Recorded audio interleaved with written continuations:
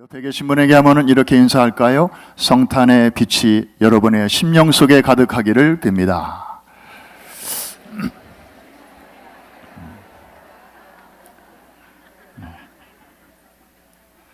오늘 제목을 한번 따라해 주시기 바랍니다. 에벤에셀. 무엇이 떠오릅니까? 어떤 분은 하나님의 도우심, 승리, 기쁨 등등 이런 어떤 좋은 이미지가 떠오르시는 분들이 있을 것입니다. 일부 예배 시간에 이런 질문을 드렸더니 저 뒤쪽 어딘가에 오시오, 숙녀 의류가 떠오르시는 분도 계시는가 봅니다. 한국에는 이런 브랜드 네임이 있으니까요. 원래 이 에벤에셀은 사람 이름도 아니고 어떤 사건 이름도 아니고 이스라엘에 있는 한 지명입니다. 땅의 이름입니다. 성경에 보면 에벤에셀에 얽힌 기록이 크게 두 번 나오고 있습니다. 그 중에 하나가 바로 오늘 본문입니다. 사무엘이 사사로 있던 시대에 블레셋 군대가 이스라엘을 침공했습니다.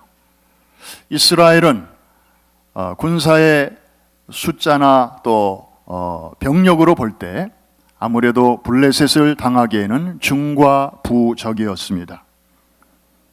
도무지 이길 수가 없었습니다. 나라가 노란의 위기에 놓이게 되었을 때 당시 영적인 지도자와 또 정치적인 지도자로서 그 두 가지를 겸임하고 있던 선지자 사무엘은 모든 백성들을 미스바라 하는 곳으로 불러 모으고 소위 구국 기도회를 갖게 됩니다. 하나님께서는 백성들의 그 절박한 기도를 들으시고 하나님의 방법으로 블레셋 군대를 물리쳐 주셨는데 하늘로부터 임하는 우레와 천둥으로 저들을 멀리 쫓아내 주셨습니다. 원래 있던 땅만이 아니라 없던 땅까지 더 넓혀 주셨습니다.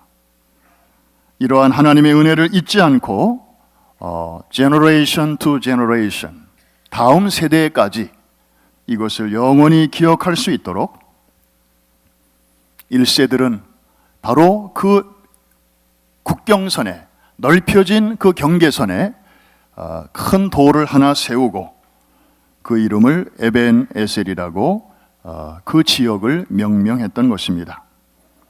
한마디로 에벤에셀은 승전비가 세워진 곳입니다. 도움의 돌. 그리고 그 의미는 오늘 본문이 풀어주시는 대로 하나님이 여기까지 우리를 도우셨다. 한번 따라해 주실까요? 하나님이 여기까지 우리를 도우셨다.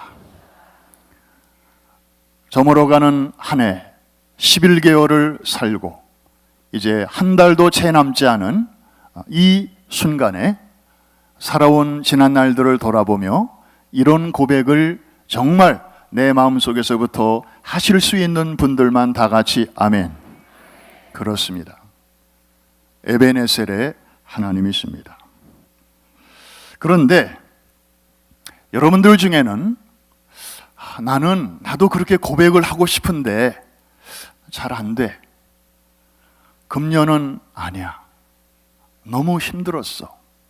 이럴 수가 없어. 정말 하나님이 나를 도와주신 게 확실하다면 금년처럼 내가 살 수는 없어. 그래서 고백은 하고 싶지만 마음으로 긍정이 되지 않는, 그래서 남몰래 더 힘들어 하시는 그런 분들도 왜 없겠습니까? 충분히 그러실 수 있습니다. 이해합니다.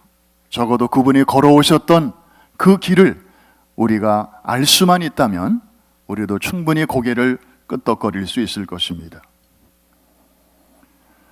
그런데요, 이 에벤에셀에 얽힌 좀 깊은 의미를 우리가 오늘 이 시간에 하나님의 은혜를 힘입어 알 수 있다면 이제 그런 분들마저도 오늘 이 설교가 끝날 즈음에는 마음 깊은 곳에서부터 믿음으로 하나님이 여기까지 나도 도우셨습니다, 이런 고백을 할 수 있게 될 것인데, 이 은혜가 여러분 모두에게 있기를 주의 이름으로 축복합니다. 아까 말씀드린 대로 에베네셀은 성경에 크게 2번 나옵니다.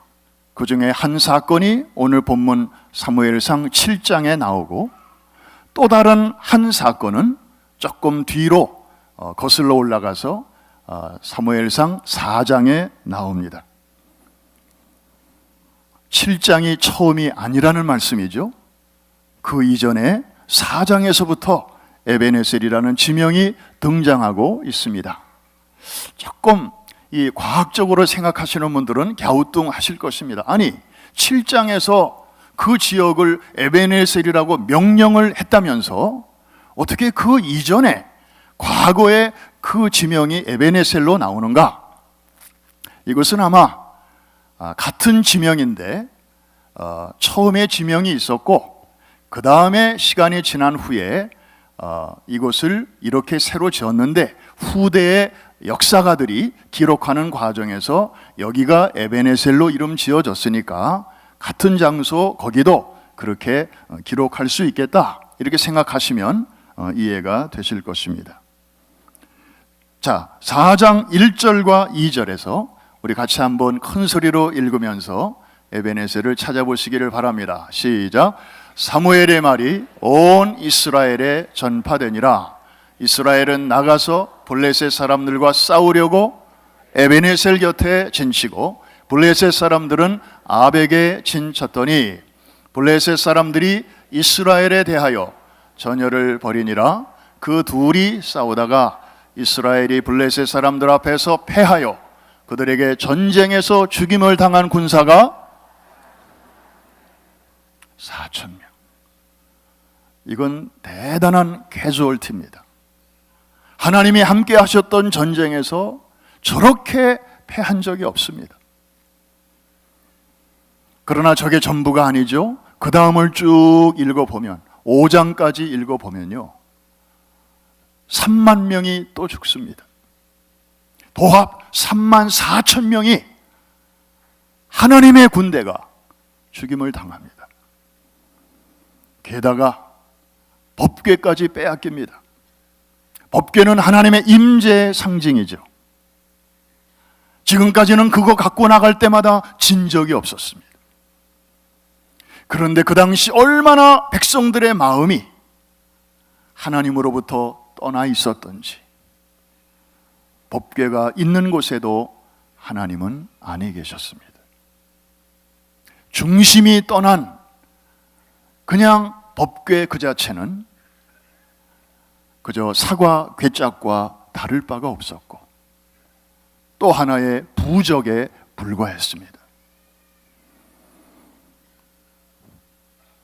엘리의 두 아들이 이제 엘리의 뒤를 이어서 제사장의 반열을 이어가야 할 두 아들이 그 전쟁에서 전사합니다. 그 소식을 들은 아버지 엘리, 의자에 서 있다가 그만 떨어져 죽습니다. 한 집안에 장례가 3건이 난 것입니다. 그리고 군인들이 3만 4천 명이 죽었습니다. 법궤까지 빼앗겼습니다. 여러분, 법궤를 빼앗겼다고 하는 것은 이거는 하나님의 임재의 상징을 빼앗긴 것인데, 이것은 마치 그 훗날 예루살렘 성전이 바벨론 군대에 의해서 무너지고 불탄 것과 똑같은 그런 충격적인 사건이었습니다. 엘리의 며느리 하나가 마침 해산 때가 되어 아이를 이제 출산하고 있는 중에 이런 슬픈 소식이 막 들려왔습니다. 남편이 전쟁터에서 죽었다는 이야기, 그리고 시숙도 죽었다는 이야기, 그리고 조금 전까지 멀쩡히 살아있던 시아버지도 금방 돌아가셨다는 이야기. 아들의 출산이라는 기쁨의 사건에 이런 슬픈 소식들이 연달아 들리면서 이 비느하스의 아내의 큰 슬픔에 잠기게 됩니다. 그래서 이제 막 태어난 이 핏덩이, 이 막내 아들을 보고 이름을 그 자리에서 짓게 되는데 이가봇이라고 짓습니다. 언뜻 들으면 이 시성을 가진 한국 아이처럼 들리는지 모릅니다만 원래 카보드라고 하는 말은 히브리어로 영광, 하나님의 영광이라는 정말 아름다운 단어입니다. 그런데 그 앞에 히브리어로 이 자를 붙이면 이것은 영어의 not, 부정을 말하는 것이죠.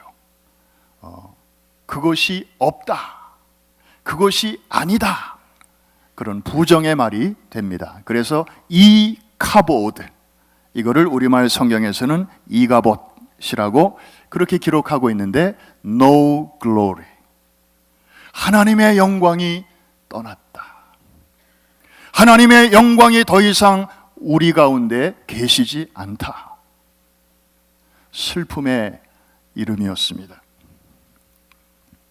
여러분, 한번 생각해 보십시오.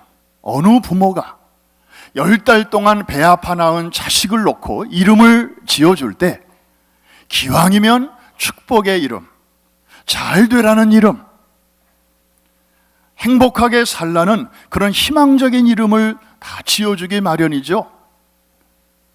그런데 하나님의 영광이 떠났다, 이런 참 절망적인 이름을 붙여주는 부모가 세상에 어디 있겠습니까? 그런데 우리가 이 여인의 그 중심을 보면 이것은 미친 사람도 아니고 정신 나간 사람도 아니고 오히려 그 누구보다도 시대의 흐름을 잘 읽고 있었던 한 여인이었음을, 믿음의 사람이었음을 우리는 읽을 수 있습니다. 많은 사람들이 괜찮다, 그래도 하나님이 지켜줄 것이다, 법궤가 있으니 우리는 안심이다. 심지어 그 당시 엘리 제사장은 당대 최고의 영적인 지도자였음에도 불구하고 영적인 통찰력이 얼마나 무디어졌던지 대낮에 성소에 들어와서 슬피 울며 기도하는 여인을 보고 술 취한 여인으로 오인할 정도였습니다. 그런 상황 속에서 이 비느하스의 아내, 이름 모릅니다. 무명의 여인입니다. 그런데 이 여인은 시대를 읽을 줄 알았고, 그리고 영적인 현 주소가 우리가 어디에 있는지를 바로 알았습니다. 이 여인의 그 행동은, 자기 아들을 이가봇이라고 명령한 그 행위는 우리에게 이렇게 외치고 있는 것입니다. 하나님의 영광이 우리에게서 떠나버렸군요. 우리의 죄악과 어두움이 그렇게 만들었습니다. 모든 책임이 우리에게 있습니다. 하나님, 그러므로 우리가 구할 것은, 우리가 잘한 게 하나도 없으니까 우리가 지금 구할 것은 오직 주님의 자비와 긍휼밖에는 없습니다. 시대의 아픔을 막 태어난 아이의 이름 속에 집어넣어서 괴로워했고 아파했고, 결국에 이 산모는 그 고통과 슬픔을 이기지 못하고 출산하자마자 숨을 거두게 됩니다. 관이 하나 더 늘게 되었습니다. 한날에 4구의 시체를 묻어야만 했던 것입니다. 이 전투가 바로 에베네셀 전투였습니다. 이 비참한 일이 일어났던 일이 바로 에베네셀, 그곳에서 일어난 일입니다. 이게 성경에 기록된 첫 번째 에베네셀입니다. 그런데 하나님은 이 한 여인의 기도를 들으셨습니다. 할렐루야. 뭘 보고 알 수 있겠습니까? 지난 금요일 날 밤에 1차 말씀을 드렸습니다. 그 이후에 제사장의 가문에 새로운 불이 켜지게 되었습니다. 점점 어두워져 가고 점점 꺼져 가던 그 제사장의 그 흐름 속에 하나님께서 새로운 세대들을 일으켜 주신 것입니다. 이가봇의 형 아히두비, 그 시대에 제사장의 역할을 잘 감당하게 됩니다. 그리고 그의 아들 아히멜렉이 그 바톤을 이어갑니다. 그리고 그의 아들 아비아달까지, 그래서 1대, 2대, 3대에 이르기까지 그 제사장의 직분이 이제 다윗 시대까지 잘 이어지게 되는 것을 볼 수 있습니다. 엘리 시대 칠흑 같은 어둠이었습니다. 비누하스와 홈리, 그의 두 아들 망난이었습니다. 그리고 그 이가봇의 사건이 있었고, 한 여인의 깊은 탄식과 그리고 회개와 그리고 백성의 아픔을 끌어안고 하나님 앞에 이름을 짓는 그 행위를 통해서 하나님의 도우심을 호소했을 때 하나님께서는 자비와 긍휼을 베풀어 주셨던 것입니다. 하마터면 정말로 완전한 이가봇, 하나님의 영광이 떠나서 다시는 돌아오지 못할 것 같은 그런 절체절명의 위기에서 하나님께서는 다시 반전의 은혜를 주신 것입니다. 그 분기점에는 이름을 알 수 없는 한 여인의 눈물의 기도와 희생이 있었다는 사실을 우리가 기억할 필요가 있습니다. 좀 심각하죠?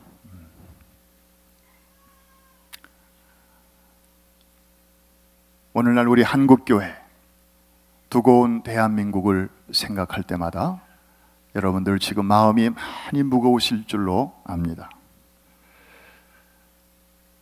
궁금해서 뉴스를 들여다봅니다.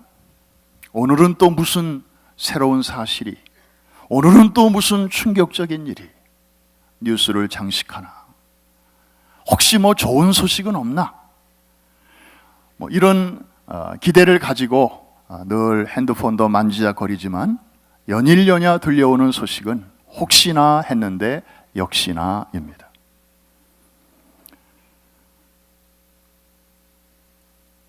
(1974년에) 대한민국에서는 놀라운 일이 있었습니다. 엑스플로 74 기독교인들의 모임이 여의도 광장에서 있게 됩니다. 그 당시로서는 정말 기네스북에 오를 정도로 많은 100만 명의 인파가 모였습니다. 나라를 위해서 기도했습니다.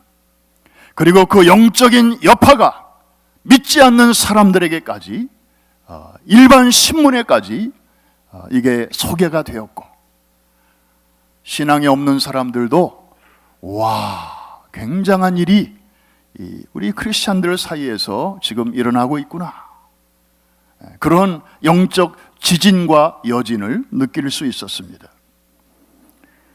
하나님께서 은혜를 베풀어 주셔서 대한민국의 영적인 그런 은혜와 함께 경제적인 기적도 일으켜 주셨습니다. 그렇게 짧은 기간 안에 선진국의 대열에 우리가 들어갈 수 있도록 인도해 주셨습니다. 그런데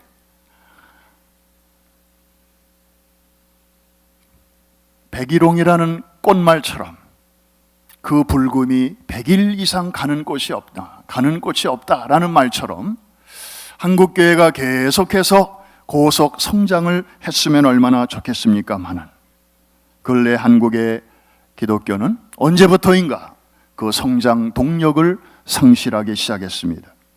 교인 수가 전체적으로 침체되더니 그 다음에는 이내 하강 국면으로 접어들었습니다. 더 안타까운 소식은 어른들은 그렇다 손치고 한국에 있는 전체 주일학교의 절반이 문을 닫았습니다. 애들이 없기 때문입니다. 남아있는 주일학교, 그 중에서도 75%는 사례를 받고 전임으로 일하는 주일학교 사역자가 없이 그냥 발룬티어들로만 운영되는 그런 주일학교가 75%입니다. 그저 담임 목사님 사모님이, 그리고 목회자 자녀들이, 그리고 좀 열심히 있는 청년들이 그저 교사로 이렇게 주일학교를 근근히 이어가고 있다는 말입니다. 그런데 최근에 서울에서 다시 100만 명 시민이 모였다는 소식을 우리는 듣습니다. 그것도 한 번으로 끝나는 것이 아니고 1차, 2차, 3차, 4차, 5차, 6차에 이르기까지 매 주말마다 이렇게 많은 사람들이 질서정연하게 모이고 깨끗하게 또 주변도 정리하고, 그래서 전 세계에 또 하나의 뉴스거리가 되고 있습니다. 이 모임이 미스바 모임처럼, 그리고 오래전에 여의도 광장에서 있었던 익스플로 대회처럼 많은 사람들이 모여 하나님의 자비와 긍휼을 구하는 모임이었더라면 얼마나 좋겠습니까? 최근 사태와 관련해서 한국에 계시는 어느 목사님의 이야기를 들었습니다. 짧은 말이었지만 그 속에 많은 내용을 담고 있는 듯이 느껴졌습니다. 요즘 기도가 잘 안 돼. 기도가 잘 안 돼. 지금처럼 기도해야 할 때가 없는데도, 기도해야 되겠는데도 기도가 잘 안 된다는 거예요. TV를 켜도 다 어두운 소식들, 날이 밝기 무섭게 새로운 뉴스를 접해도 그저 또 그런 비슷한 소식들. 일려냐 이런 소식을 접하다 보니까 알게 모르게 전 국민이 집단적 디프레션 모드로 들어가는 것이 아닌가, 그런 염려가 들 정도입니다. 이민 사회도 거기에서 결코 자유롭지는 않은 것 같습니다.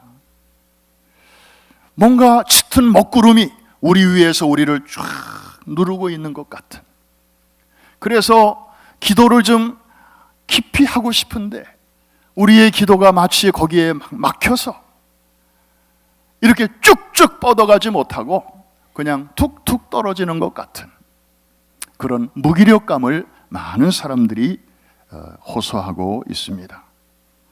사랑하는 성도 여러분,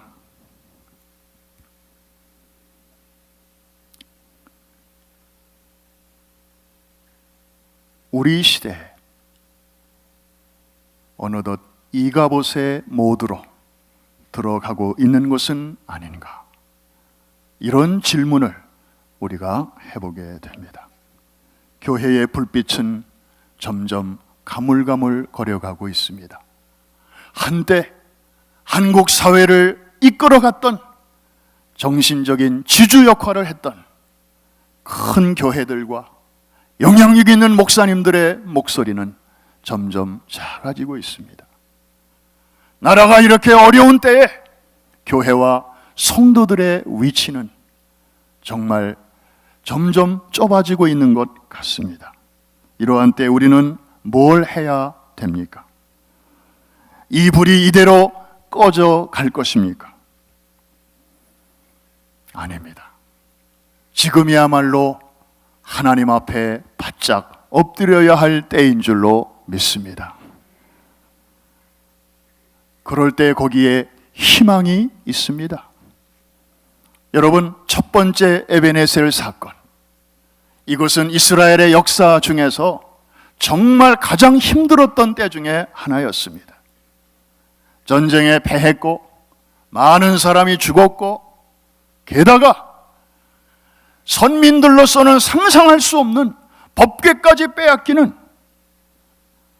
아이덴티티가 완전히 상실될 수밖에 없는, 지금까지의 신학과 신론이 더 이상 설 자리가 없게 되는 이런 큰 위기였습니다.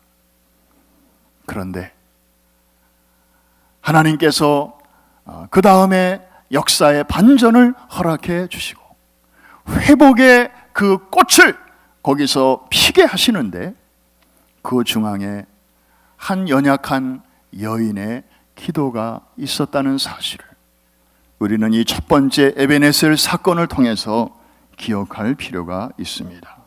사랑하는 성도 여러분, 한 개인, 그것도 힘없는 여인의 간절한 기도가, 희생이, 이가봇을 외치면서까지 정말 철저하게 떠나간 하나님의 영광이 다시 돌아오기를 바라는 그 염원을 자기 아들의 이름 속에 집어넣고 자기는 숨을 거두는 이 안타까운 사건을 통해서 하나님은 그 소리를 크게 들으셨습니다. 할렐루야.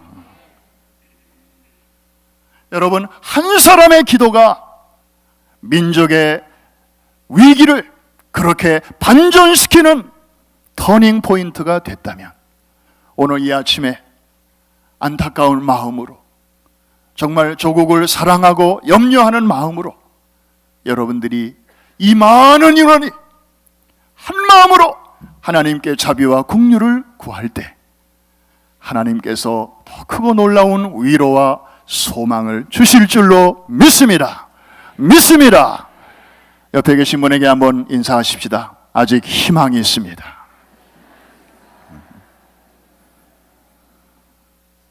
자, 들려오는 소식 듣고 늘 그렇지 뭐, 우리가 뭐 그렇게 처질 것이 아니라 오히려 물속에 깊이 내려가다 보면 어느새 발에 뭐가 닿는 게 있고 그 다음부터는 다시 이렇게 올라가게 되듯이 우리 주님 안에, 그리고 겸손한 기도 안에 희망이 있는 줄로 믿습니다. 미국은 어떻습니까? 한국은 좀 그렇다 손치고 미국은 좀 살만한가요? 여러분 어떻게 보십니까? 뭐 사람마다 다 또 보는 서 있는 위치에 따라서 이제 아주 밝게 보시는 분도 있고 또 아주 어둡게 보시는 분도 있고, 난 잘 몰라, 가봐야 알지, 이런 신중론도 있을 것입니다. 어쨌든 주사위는 던져졌습니다. 새로운 지도자가 뽑혔고 또 새로운 리더들이 지금 구성이 되고 있습니다. 그러나 우리가 느끼는 대로 미국은 아직도 크게 둘로 나누어져 있는 것 같습니다. 우리가 아는 미국이 하나 있고 우리가 전혀 알지 못하는 또 하나의 미국이 섞여 있습니다. Age of Uncertainty, 정말 불확실한 시대, 그 태풍의 눈 속으로 우리는 점점 들어가고 있는 것 같습니다.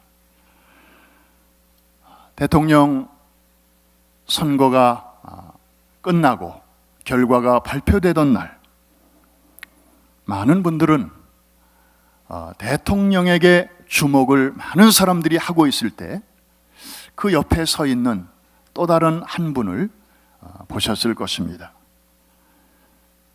부통령 당선자로 뽑힌 마이크 펜스, 그리고 그의 아내 카렌이었습니다.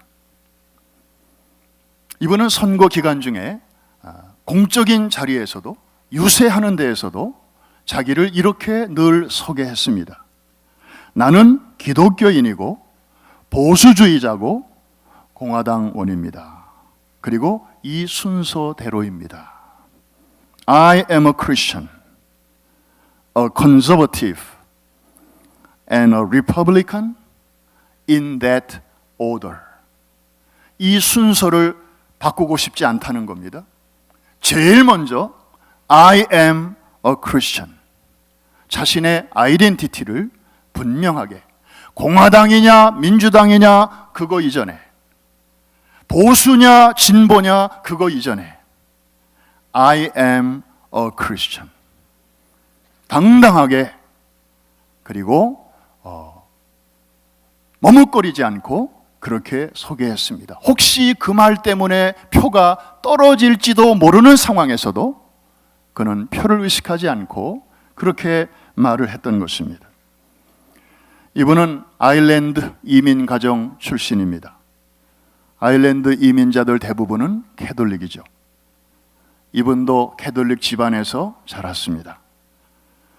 어릴 적에는 성당에서 미사 드릴 때마다 이제 가운을 입고 신부님 옆에서 시중을 들었다고 합니다.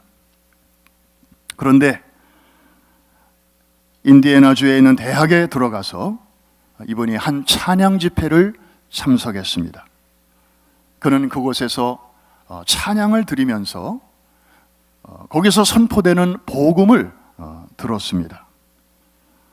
예수가 전 인류의 죄를 씻기 위해서 아무 까닭 없이 십자가에서 돌아가셨으며 그 결과 우리가 할 수 없는 무거운 짐을 그분이 다 옮겨주시고 그리고 처리해 주셨다고 하는 그 복음을 그제서 생생하게 듣게 됩니다. 그리고 저런 일을 하신 분이라면 내 인생을 왜 못 맡기겠는가? 저런 분을 내가 모시지 않는다면 내 마음에 누구를 모실 것인가? 그는 그 자리에서 주님을 영접하게 됩니다. 당시 내 가슴은 감사와 기쁨으로 터질 것 같았다. 그리고 내 삶을 예수 그리스도에게 드렸다 라고 간증을 합니다. 그는 변호사로, 라디오 진행자로 활동하다가 2001년부터 공화당의 하원 의원으로 당선돼서 육선 의원으로 활동했고 2012년도에는 인디애나 주지사가 되었습니다. 그는 주지사 시절에도 성경적인 가치관에 입각해서 정책을 세우고 뚝심 있게 밀고 나간 것으로 유명합니다.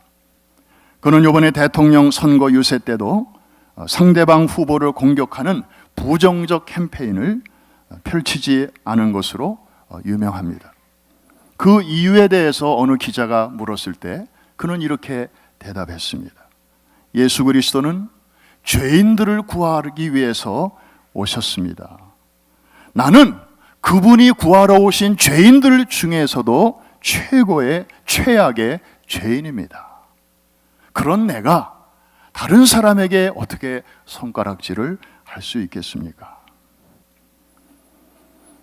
그는 이번 선거 캠페인 기간 중에 광고를 통해서 그 비싼 돈을 들여서 하는 그 광고를 통해서 미국인들에게 지금이야말로 우리가 기도해야 할 때임을 호소했습니다.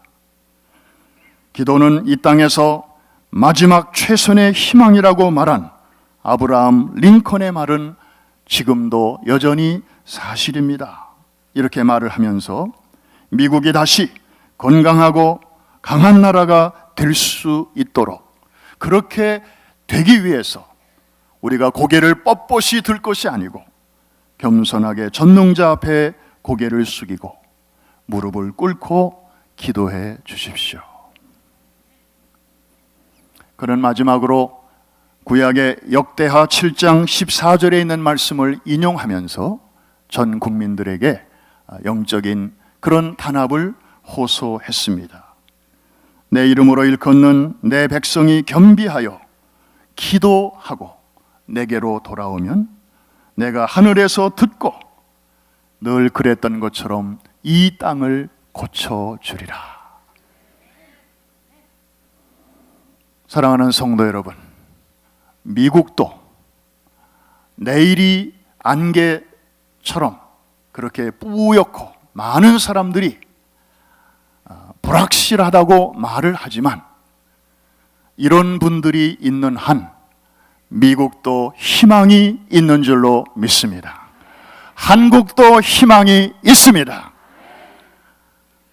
여러분의 기도가 있는 한 이름 없는 한 여인의 기도를 통하여 역사의 물꼬를 터닝 포인트로 바꿔주신 그 하나님이 여러분들의 기도, 목장 식구들의 기도, 교구 식구들이 모두 드리는 기도 들으시고 얼마나 더 힘있게 역사하시겠습니까?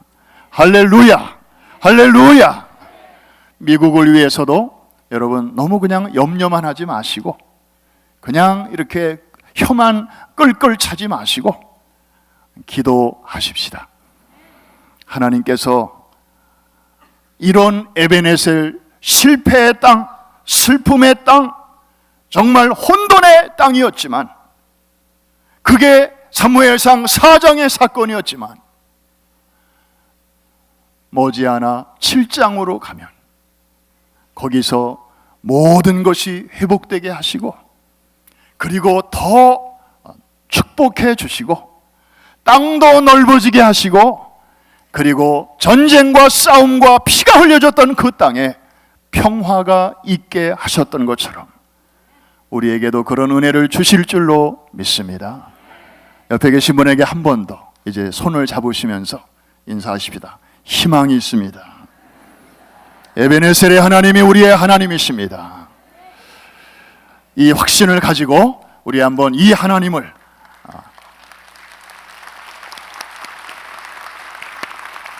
다 자리에서 한번 일어나십시다.